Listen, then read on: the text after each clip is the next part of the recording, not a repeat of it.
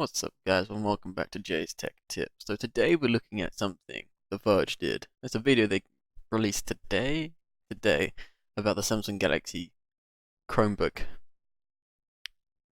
at CES 2020.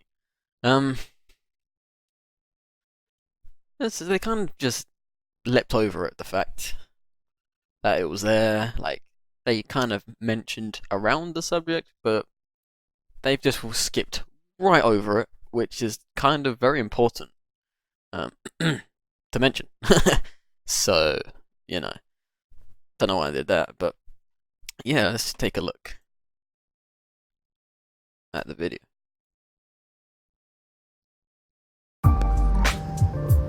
What you are looking at right now is the hottest, most beautiful laptop that I have held in a very long time. But that does not mean that you should buy it. This is the Galaxy Chromebook. Okay, now it's looking more red than pink. So the Galaxy Chromebook comes out sometime in the first quarter of this year, and it starts at $999, which is a lot of money for a Chromebook. But before we get into that value proposition, I just want to take a little bit of time to appreciate this amazing hardware. It has a 13.3-inch 4K UHD AMOLED display. A 13.3-inch display is tiny. It is very small. Like, some people would say that's a bit too small. Like, some people actually prefer having about 15 to 17-inch display, because 13-inch, probably for portability is good. This kind of defeats the purpose of where people have to gather all the information on a page, and because it's so small, well, it's hard to see. The text will be small, everything else is smaller, you can't fit as much on as what you wanted to. But a big display just gives you more options, that's really it. It starts with 8 gigs of RAM and 128 gigs of storage, which is pretty good for a Chromebook. 8 gigabytes of RAM, 128 gigabytes of storage. I'm hoping that's SSD, and 8 gigabytes is neither here or there. That's kind of very... I thought this was going to be quite better, is all. I'm probably expecting a bit too much from a Chromebook. $999, and you're getting 8 gigabytes of RAM and only 128 gigabytes of storage. That's nothing. It should be good for about 8 hours of battery life, and most importantly, it has an Intel 10th Gen Core i5 processor. I think that the 8 hours is also really underwhelming, and the Intel, what was it you said? And most importantly, it has an Intel 10th Gen Core i5 processor. Core i5 processor. Okay, so this is still on a low-end processor chip. A 10th generation chip, which is still very good, but this is a Core i5. There's Core i7 and there's also Core i9, which are superior to Core i5. So for the price point you're paying at, there doesn't seem to be any value for money currently, from what I'm looking at. This thing has more than enough processing power to run Chrome OS. Plus, just look at this thing.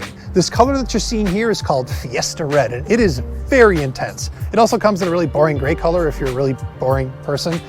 Go for it if you want to. There are bezels on the top and the sides, but there's... What does the color have to do with it? You literally enabled it ultra premium and super red, so why are you talking about a gray? I don't know. And calling it boring, whereas a black and a grey are kind of more standard colours and more well liked. So giving your opinion and calling them boring is kind of calling other people quite boring as well for their opinion and choices. But this is the point I want to focus on. This is the bit where the Verge they kind of just leapt past it, and it was kind of a bit weird. I looked, I was like, what do you mean? Why are you not talking about this? This is kind of quite vital for buying one of these things. For the price point, why are they not utilizing what they can do, and they put they put a massive logo on it instead? I don't know. Boring person, go for it if you want to. There are bezels on the top and the sides, but they're super, super thin. You can barely see them, and there is a webcam up there too, so good job on that. Okay, so yeah, that is good. That the webcam up there, which is very impressive considering how small those bezels are. But he said the top and the side. He didn't mention the bottom at all.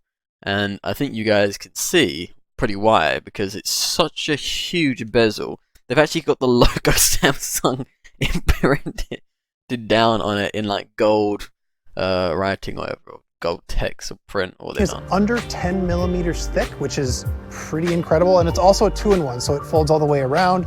It's built out of aluminum. It feels like really good build quality, except for a little bit of wobble on the screen. That $999 that you're paying is for this level of quality on the hardware. And that is quite worrying, actually. If I'm paying like nearly $1,000 for that, I'd be like, I want my money back. To be honest, it's just a bit of like a rip-off, really. So let's go back to that screen for just a minute. Yes, let's do. Now, as you can see, he's got like these little apps where you have got Google Play, YouTube, Chrome, and whatever else it is, I don't know.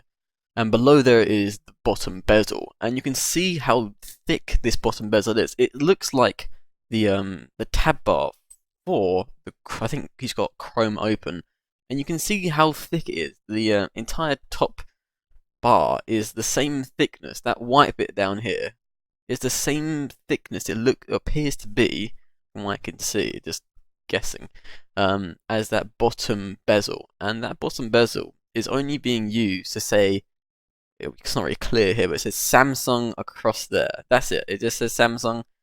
Because it really is the centerpiece of this laptop. It's AMOLED, and there we go. See, that blurry text would say Samsung. And look how thick. That is so noticeable, how they've not utilized all of the screen. I have no idea why they haven't done this. It is just astounding. Like, you can see it's very noticeable, and this sort of angle. And there's a few other things as well, but I'll leave the keyboard alone. Some people with bigger hands might find that's a bit too small, and they prefer the keyboard to be moved up a notch. When he started like typing everything and the screen was kind of flexing and bending, that can be quite irritating and very annoying. Especially when you want to be able to, you know, actually look at it without feeling like you have a bit of motion sickness going on in your life. That's kind of a bit. That's quite important. There's a lack of stability. It's not as sturdy and durable as he's making it out to be. Well, especially the screen, anyways. Yeah, if it's that flimsy and you can't type on it properly. Ooh. Samsung says that it can reach HDR 400, but you should know that you're not going to get that everywhere because a bunch of HDR content is locked behind weird DRM and Chrome OS has to get updated for it. Whatever.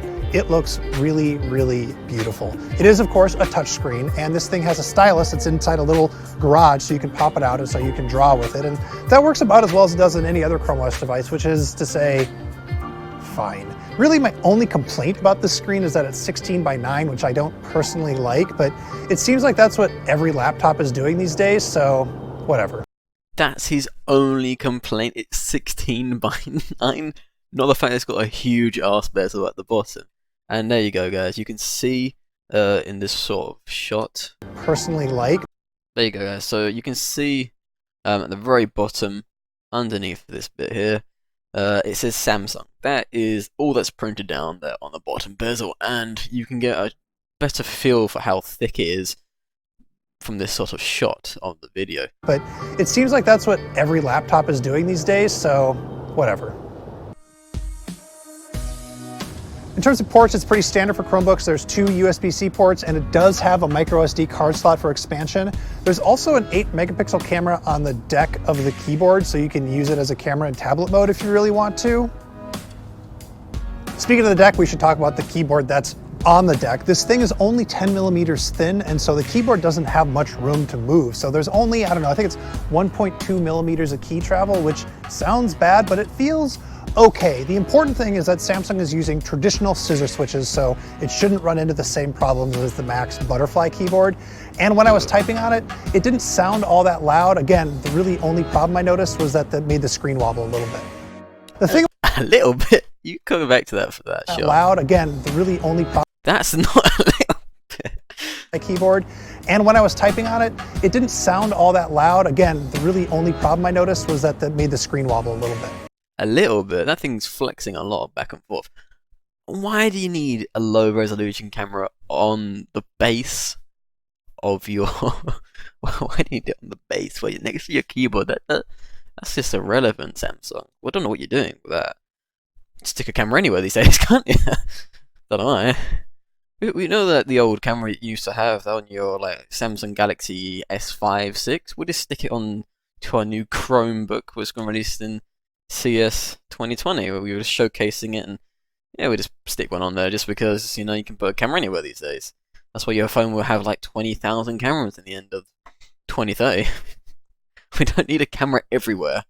Okay, one at the top of the Chromebook is just fine. So that was just stupid on Samsung's fault. But yeah, the Verge kind of skipped over the fact that the bottom bezel is the thickest thing I've seen in a while. In comparison to the rest of the screen, the bezel's just weird. Like you've got thin bezels at the top, thin on the side, and chunk in the bottom.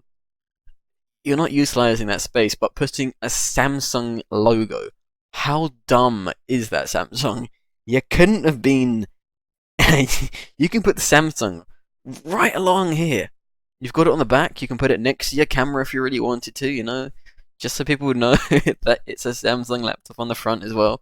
You don't have to destroy the screen size because you, I don't know, want to put your logo there. You need to know that on the back it says Samsung, on the front it says Samsung, on the side it says Samsung. Don't know. The thing about Chrome OS is that 90% of people can do 90% of what they need 90% of the time, but it's that other 10% that's the problem. And until Google can start filling in that gap, this Galaxy Chromebook is going to remain a niche product. A very pretty niche, but still a niche. Yeah, the Verge really skipped over that bezel and a lot of them as well. Like, I don't know why this is not a laptop, but it's a why laptops, and I'm going to enchrome Chrome in that. That's why I've done that. Just to justify why I've done this for no reason. But yeah, Chromebooks and other laptops, that bezel at the bottom is really ugly. And especially Samsung's new Chromebook, what they've done, added that 8 megapixel camera is kind of a bit of a travesty, really. Don't know why they've done that, but yeah, it's a bit.